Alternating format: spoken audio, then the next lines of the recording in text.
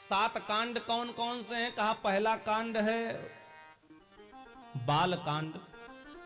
रामचरितमानस का पहला कांड कौन सा है? बाल कांड। बाल कांड में किसकी कथा है? कहा बाल कांड अवतार कांड की कथा है। इसमें भगवान के अवतार की कथा है। भगवान अवतार लेकर के क्यों आए, उनको अवतार क्यों लेना पड़ा। दूसरा अयोध्या कांड व्यवहार कांड है। पति पत्नी का कैसे व्यवहार होना चाहिए, पिता पुत्र का कैसा व्यवहार होना चाहिए, भाई भाई का कैसा व्यवहार होना चाहिए। तो ये कथा हमको व्यवहार सिखाती, इसलिए अयोध्या कांड में व्यवहार की कथा, इसलिए इसको व्यवहार कांड कहा जाता है। तीसरा कांड है अरण्य कांड। अरण्य कांड उद्धार कांड है। इसमें जटायु का उद्धार, सुतीक्षण का उद्धार, भक्तों के उद्धार की कथा है अरण्य कांड, इसलिए इसको उद्धार कांड कहा गया है। चौथा कांड है किष्किंधा कांड। यह परिवार कांड है। परिवार में जब सब मिल जाता है, सारी सुख सुविधा जीवन में आ जाती है, जीवन संपन्न हो जाता है, तो जीव धीरे धीरे भगवान को भूलने लगता है।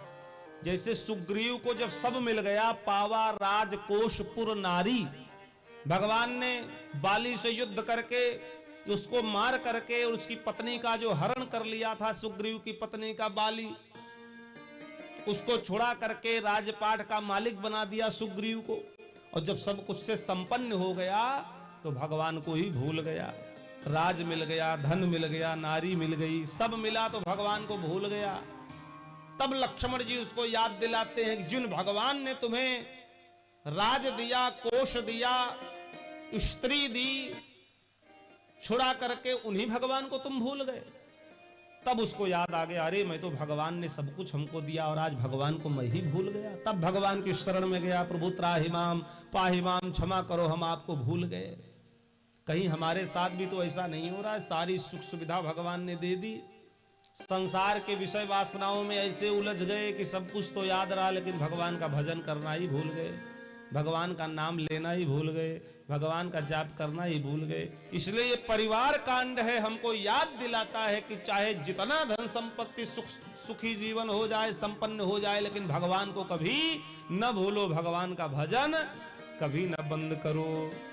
क्योंकि भगवान के सिवा हमारा और आपका कौन है?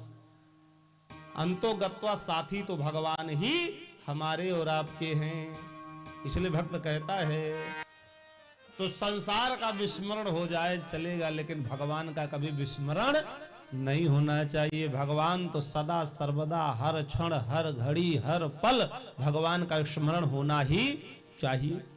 तो ये चौथा कांड है किष्किंधा कांड, ये परिवार कांड है, तो भगवान का विस्मरण न हो सुग्रीव जैसा।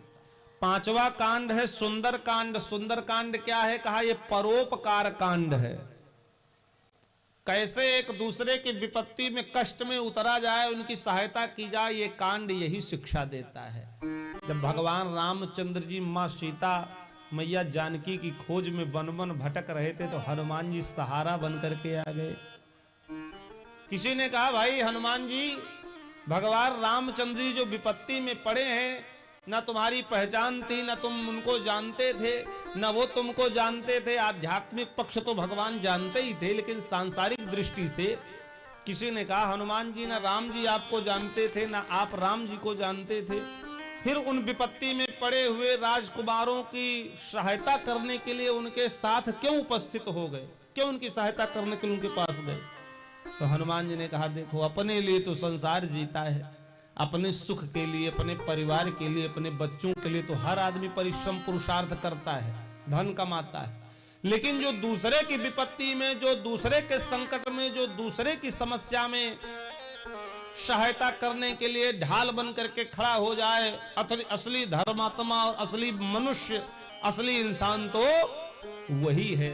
इसलिए सुंदर कांड क्या है? ये परोपकार करना हमको सिखाता है, इसलिए परोपकार कांड कहा गया।